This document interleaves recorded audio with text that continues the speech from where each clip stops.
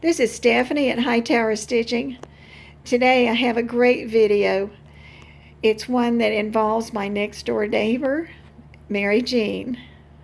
And if you remember, you have seen my cathedral window quilts before.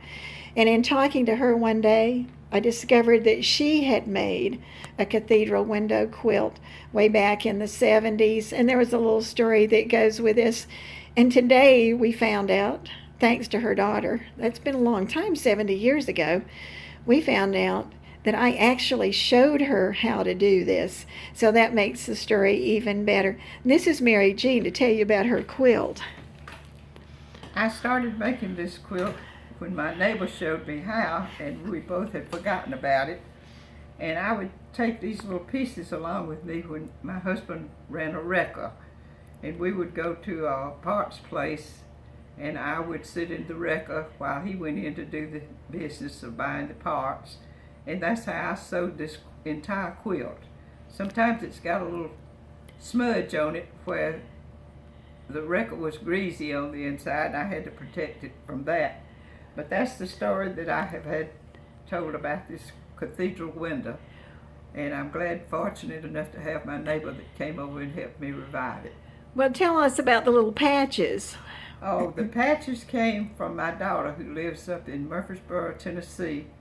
She was making curtains for people, and she gave me the scraps that were left over.